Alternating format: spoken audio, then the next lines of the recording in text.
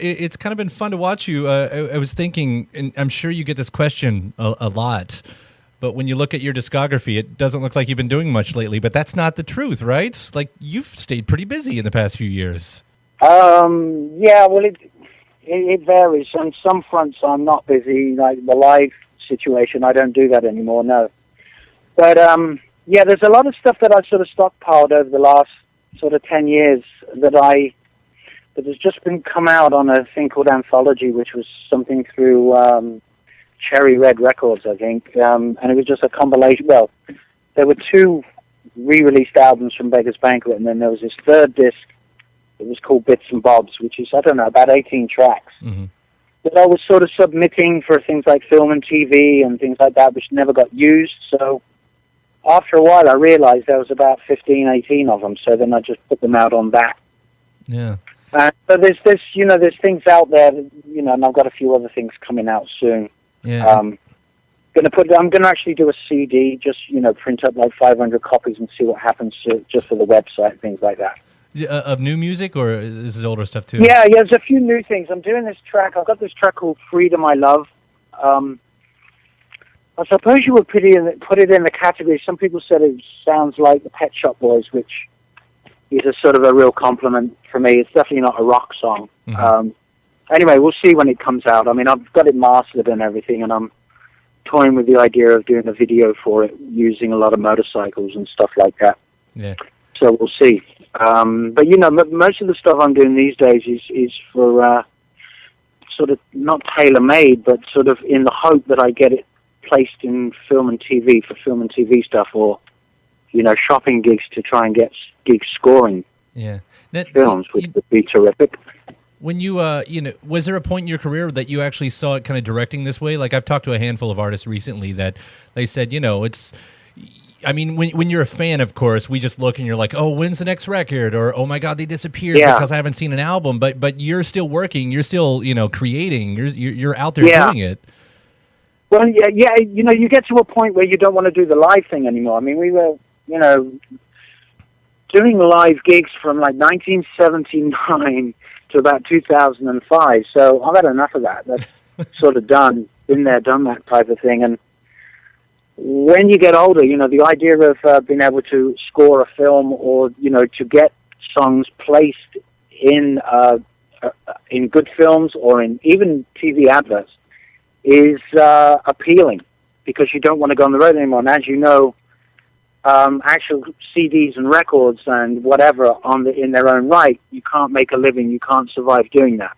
Mm-hmm. So the ideal for people, like myself at this stage of the game is to get placements in film and TV. That's it. That is an outlet. Yeah. In preference to slugging it out on the road, which holds no appeal for me at all, and it hasn't done for a long time. I don't miss it at all. Yeah. And when you're scoring and everything like that, I mean, I'm sure your name does carry some weight going into an industry like that, because that's a whole new world that you have to break, right? I suppose, to a degree. But I mean, I'm still waiting for that great gig. I mean, the last gig I got actually scoring was in 2003, ages ago, for a thing called Keen Eddie, which was it was actually a comedy about a New York cop who screws up on a drug bust in New York and has to come to London to sort it all out. Mm-hmm. And it's a comedy around that. And me and another guy, Billy Goodrum, we had to do like 105 pieces of music. And it was great. We had like 5 weeks to do it. There were about 12 or 13 episodes. And we finished a week ahead of time, and it was terrific. It was for Paramount Pictures.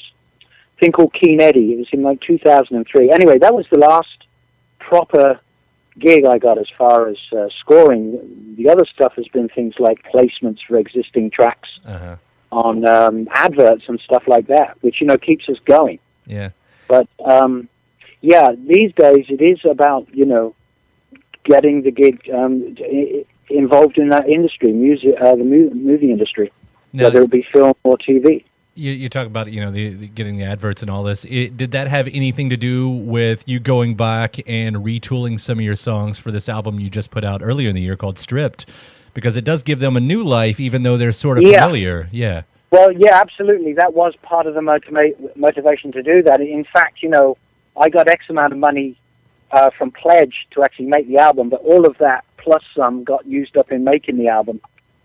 So what I'm hoping in the future is that those songs will, be used in modern films, in stuff coming up. So still waiting for that to happen. It's just it exists forever, so we'll see. Right. But the thing is, everybody and their uncle is doing the same thing. Right. So I know, because you get to a certain age, and to be honest, you don't want to go on the road. I mean, some people do, but I think they're insane. I'm not near as old, and I can probably agree with you on that. It's so unhealthy. Right. It's such an insane lifestyle. You do a gig, and then you travel through the night about 500-600 miles, and then do the same again for like 3 months. No thanks. Yeah, right. That's crazy. It's okay when you're 20. Right. You did your time. Yeah, I did my time. Yeah. Well, I don't want to write off Stripped like it was just solely for the music, because it sounds like you did get to put a lot of thought into this and creativity. You kidding? Yeah, I was working on that thing in my little office there with a friend, co-producer, engineer, Dustin, for 6 months. In the baking heat here in California, and it's like we have this little, swamp cooler thing in there, and then when we had to do vocals, I'd turn it off, and the room would get like an oven in about 5 minutes.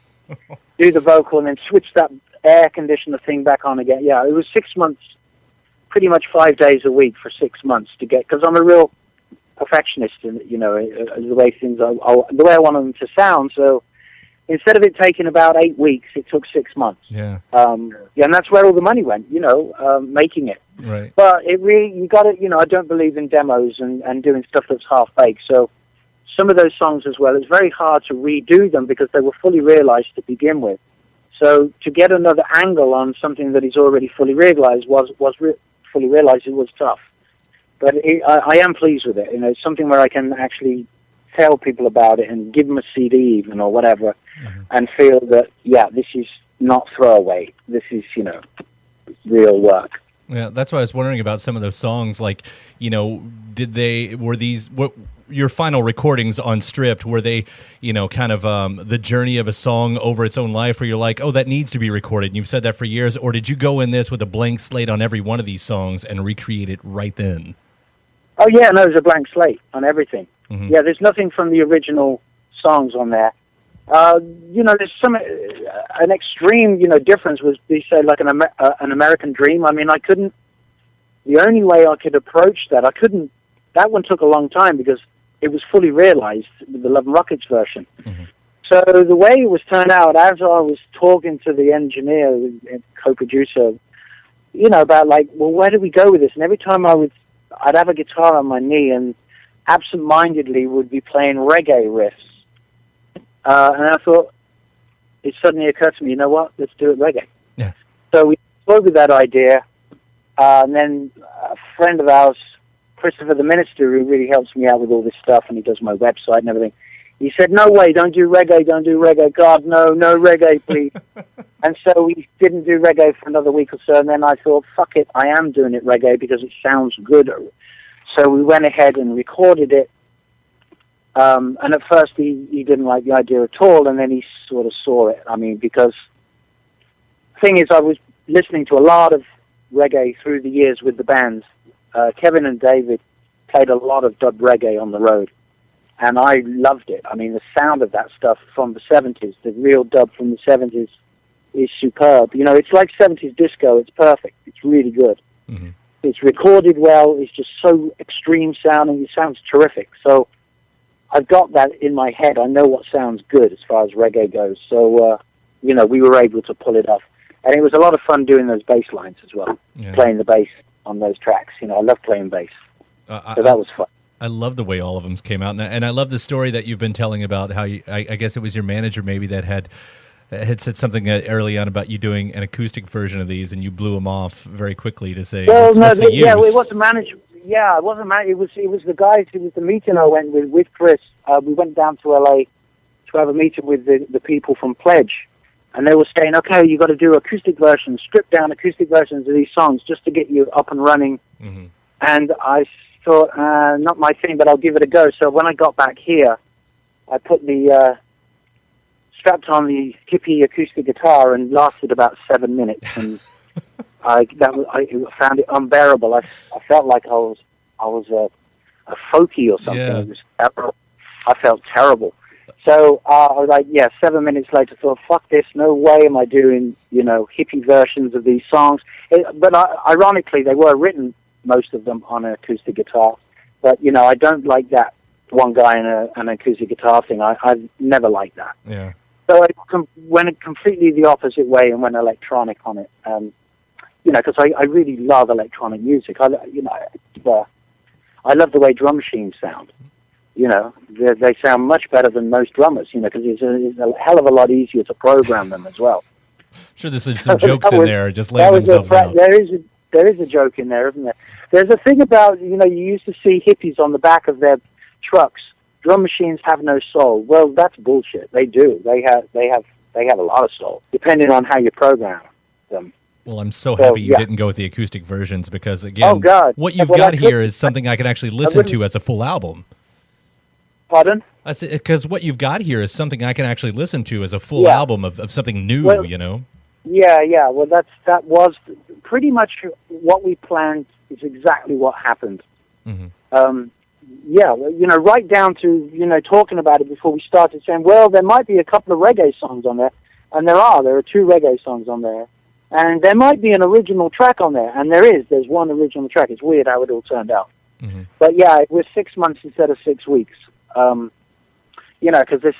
I hate underproduced records. I can't stand them. Yeah. I'm really into production and getting things sounding really good. I hate unless of course it's the Velvet Underground, then it sounds fantastic. But that's just that band is the one band I think that can do that. Always the exception. Let's It makes me think that then I shouldn't probably expect a full new album from you right away, judging from Well, okay, this is the thing. This is the thing with the motivation to do an album. It's like I say when people ask me that. When was the last time you sat down and listened to a whole album? Mm-hmm. And most people's response is they can't even remember. Because our attention span now is very different, and people don't want an album. They want a song or 2 or an EP. The whole idea is pretty old-fashioned now, the whole idea of a whole album. For people like me, anyway, it's so much work to put into it, and then what do? You sell 500 copies? The motivation isn't there for me to do that. Right. I'd rather sort of concentrate on... my ideal would be somebody to say, okay, we've got this film, we need to score it, here's the scene where we want something for it, boom, boom, boom. There's your 35-second spot, there is your minute and a half, whatever. Mm-hmm. That's a real gig for me. The whole idea of albums as such doesn't really exist anymore. Like, in all honesty, if I made an album, who's going to buy it? 500 or 600 people, and that'd be the end of it. And it's way too much work for me to get motivated on that. It's just not practical. Right. It's just it's the reality of it. There's a lot of guys that are in their 20s making albums that people are much more interested in than me. Mm-hmm. That's the reality. Yeah. What about just the creative side? Are you still just picking up your instruments just to play, just to write music? No, for yourself? never. No, I'd never have done that anyway. Right from the get-go when we started 30-odd years ago, I would never pick up a guitar just to jam and strum around. I've never done that in my life. I have no interest in that. I have interest in a finished product. The working process, making a track or making an album, great. But jamming, I've never done it. It holds no interest for me at all. Yeah. That's why that's why I don't know any scales.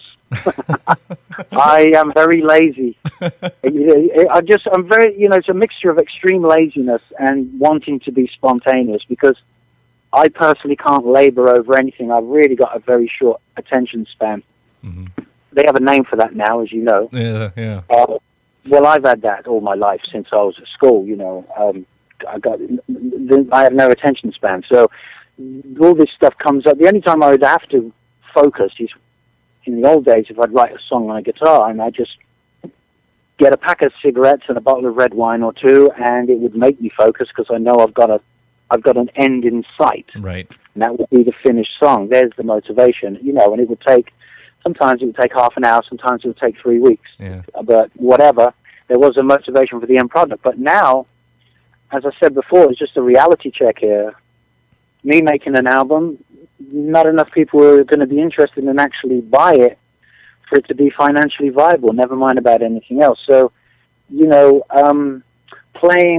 strumming around on the guitar doesn't pay the rent, you know? Mm-hmm. It just doesn't, especially now more than ever. You have to sort of look outside the box big time. Yeah. The other side of your life, the non-musical side of your life, you're doing the art shows. Is that a big part of your life, or just something every now and then? I did. Well, I do. I did this. God, this a few years back now. In 2011, 2012, I did an art show in downtown LA. Mm-hmm. See, again, rather than being steady, it was just this one year in 2011. I did like 60 or 70 paintings one summer in the back garden underneath the oak tree. I just had all this shade. Got out this big old table and started going loony with paints, you know, spray paints mostly. And I knocked out like anything from like 4 inches square to 4 feet by 8 feet pieces. And I just went nuts for about 6 weeks, just every day, just going crazy with all the, and then, you know, I got this exhibition out of it. And so that's been and gone. I sold a bunch of those pieces and now I've started again. You know, it's on the website, you know, the, Chris handles all that, but I'm doing prints of the shots of the pieces and also selling originals. So that's something that I'm having fun with, yeah. And I'm also being able to sell some pieces and sell some prints. Yeah. So that's a lot of fun. And in fact, to be honest, if that really picked up, I'd be doing it all the time. You know, so it's a matter of what's available, what my options are. But, you know, going back to doing the album thing, it's too much work for no payoff. I mean, it's not financially viable. Right. Is the bottom line on that as well. If it was, then I would do it. Yeah. But you know, it's just the way it is. People don't buy albums like you know the story. They just don't buy albums like they used to. I know the story. Unless you're Taylor Swift, and that's great. You know, the big stars. That's totally cool. Good luck to them. That's great. Daniel, where's your Taylor Swift album? I wish I was in that. What was that? I said, where's your Taylor Swift album? When's that coming? Well, put it this way: if she asked me to play guitar or bass or do some backing vocals, I'd be there in a New York second. Mm-hmm. I really would. I love all that pop music. I think it's great. Oh, I don't blame you for that. I love really good pop music. You know, there's good stuff and there's crap. You know, but again, a lot of it's personal taste. But I remember years ago, I used to say, I think that, you know, Britney Spears is doing some great stuff, and people would go, what? And I meant it. Yeah. Right. Well, that's the way it's always been, though. Well, yeah, no, I know, but a lot of people, they think I'm supposed to like things like Nine Inch Nails or Marilyn Manson or something like that. Right. You know, but way back, I really liked Duran Duran. I really liked George Michael back in the 80s. I thought his stuff was amazing, and I wasn't supposed to like that, but I'm a real sucker for great pop music. Yeah, I mean, I think that's... And I think it takes a lot more talent to write a hit single than it does to do all these so-called indie albums. I really do. It takes a real talent to make a hit single. But I feel like that's something you've always had to deal with. Like even, you know, going back to that, you know, much talked about time, you know, jumping from Bauhaus to Love and Rockets when you go from this darker music to suddenly a poppier side of you. I mean, I'm sure you had to answer to a lot. No, I didn't have to. There was no compromise or anything. It was just all that is the chemistry of the band. Like in between those two bands is my favorite band, Tones on Tail. Yeah, that was a specific chemistry. The way Glenn played the bass, which was, I think, really something, brilliant bass player, and keyboard player as well. It really sort of shaped the way it put things in a certain direction. And every time you take one person out, because that's what happened with us. We take one person out of the equation, put another one in. You know, because those three bands are quite incestuous, really. It's basically the same people, give or take one person. I mean, that's what it was. You know, like you got Bauhaus then. Tones on Tail was Kevin and myself and Glenn. And then the Love and Rockets was Kevin and myself and David. Mm-hmm. You know, so there's always like a couple of people in the various setups. But the chemistry is very different. The atmosphere in the studio, everything. That's what's great about it. You know, that's what makes it different and fresh and new.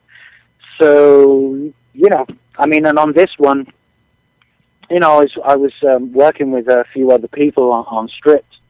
You know, there's the guy from Pussifer, there was the guy from She Wants Revenge, Adam, you know. And you're on the new She Wants Revenge song too, right? Yeah, well, they just used my voice because they wanted, yes, I am, I haven't heard that yet. Yeah. I went in and put some weird Evo guitar down, from what I can remember. That was ages ago. Is that out now? I believe that's out. It's on their 10th anniversary version of the album. Oh, okay. Yeah. I just drove down there and to his studio there and put some of my weird Evo stuff on one of his tracks, and I remember it working great. Yeah. He had this piano piece, and I just sort of, again, I didn't think about it. I didn't even know what key it was in. Just started playing the Evo. So I much prefer doing that than. I have no patience to think about stuff, and I find that when you think about it, it's really boring. Yeah. What comes from it? Whereas if you're spontaneous, I mean, that's where all my guitar bits come from. It's like, oh shit, what am I going to do now? Here's the break, and I just start hitting a note and see what happens, and then take it from there. It's the opposite to how proper musicians work, I suppose, like real ones. Don't undersell. I'm definitely not one of those real musicians. Don't sell yourself short. The amount of great music you put out in the world it cannot be understated. It's like Brian Eno. I mean, I got huge admiration for him, and he's one of those non-musicians. Mm-hmm. I mean, he doesn't. I bet you he doesn't know any scales at all. And thank God, because if he did, he'd be boring. Right. Because the stuff would be predictable, So you get that musical snobbery with those guys that do know all this stuff, and then before you know where you are, you end up sounding like Yes or Genesis or something. A fate worse than death. I hope that's the pull quote from this interview. Talk about boring. Yeah.